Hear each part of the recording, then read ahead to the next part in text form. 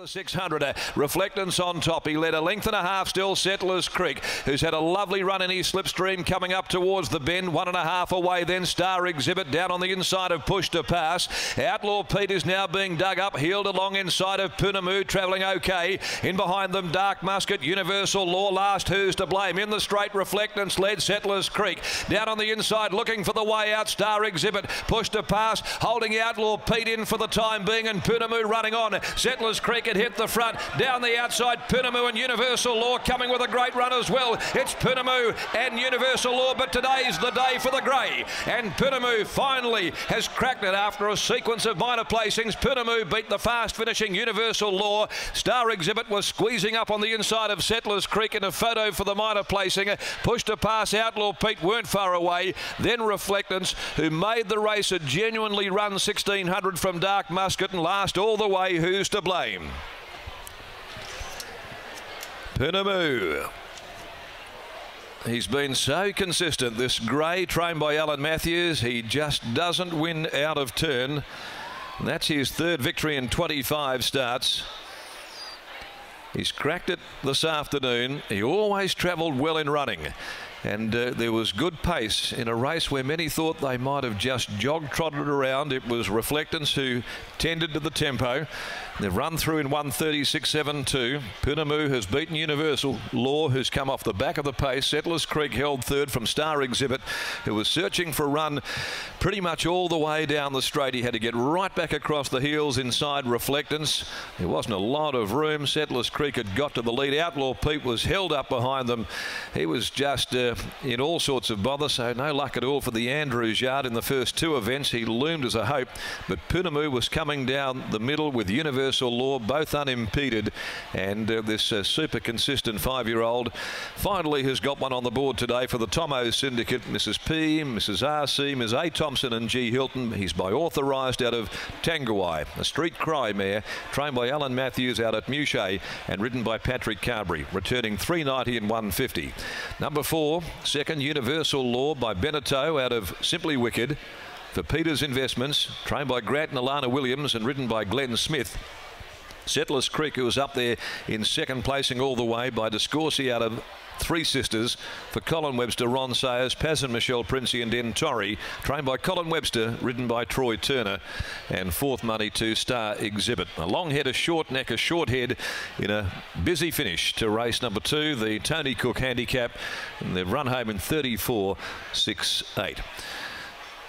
Very few would decry this horse winning a race today. He's had 3 wins now and 12 minor placings. 12 minors out of his 25 runs, and deserved to win one today. He always looked the goods in running the grey. Now the next event, race number 3, Eskimo Joe, performing next Saturday at the James Bogues Railway Stakes meeting, 1200 metres at 4 after 2. Number 6, Let It Slip, not running in the next. Let's go downstairs here. Adam McGrath, and often described as the bridesmaid in racing, not the trainer Alan Matthews, but certainly his representative, the grey POUNAMU. Change of luck there. Alan, is relief the right word? Yeah, definitely. You know, the horse has done nothing wrong. All he's done is not win. We mentioned that we were just having a bit of a chat off air, and you go through the form lines, you see horses like Chocoholic, you see Scales of Justice. These are horses going around $2 in races even later today, possibly, you know, hoping to try getting a railway. So the form lines are so strong around him, just hasn't been able to get the head in front. No, definitely. You know, as I said the same as you, you know, they're $2 pops, and if they go show their form up today, they're probably going to be $8, $10 chances in the railway next week. So, you know, it's just a matter of getting in the right race, always trying something different. He hasn't been to the track since he raced last start. Good, you know, Paddy was always of the opinion he just wants a race where they go quicker. It didn't appear to be much pace today, but they ran along, and he's got over the line. Well, that was the real concern, wasn't it, when you did the form, who was going to lead? I mean, you could have even found yourself out in front like you had a couple of starts ago against Chocoholic, but that nice tempo just really meant you could relax through those early stages and then throw that devastating turn of foot. Yeah, definitely. Look, he's a work in progress, and I've always said if he stays sound and lets me get it right in the next 12 months, he can probably go a bit further. But, you know, he's an everyday job trying to get him right. We're pretty particular with how we ride him and what work he does. And, yeah, it's nice to get your turn. From what we mentioned there with the form lines around this horse, do you have any big races in aims of moving forward, or is it just about hopefully getting some consistency and winning some more in these type of grades? Yeah, that's about all. You know, obviously he's not a feature race horse at this time of the year.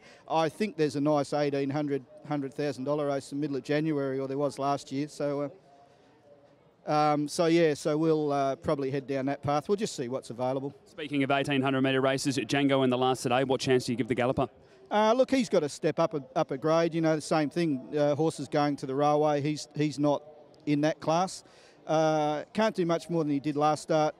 Previous run looked a bit disappointing, but on sectionals he couldn't have got any closer to where he was. So happy with him. Well done, mate. Congratulations on the win. Well deserved. Thank you. There's Alan Matthews, a winning trainer for POUNAMU. We now grab Patrick Carberry. And Paddy, so many times it's been almost with this galloper, but finally it was. Finally. Hooray. Has it been frustrating? Oh, mate, what sort of a question is that? You know that's frustrating. He's got plenty of ability, this horse. Credit to Alan and the staff.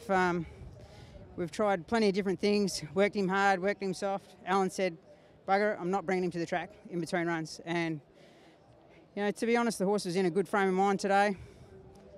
I mean, we all don't like track work that much, but maybe he likes it less than us. But, yeah, it's just good to get him over the line. I think I said to Alan a while back, this horse needs good tempo on, and today was good tempo, and I think that helped a lot. I bet when you did the form, you didn't see the good tempo, though. I thought they'd stack and rack again, but it was a good run race, and good race because it suited me. But he got a good rhythm early, and just sort of started to travel into it well. And he always feels like he's got plenty to give at the top of the straight, but today he finally gave it. Well, let's just hope that this is the start of a few stringing together now, mate, and that luck and tempo continues. Congratulations on the win. Cheers, thanks.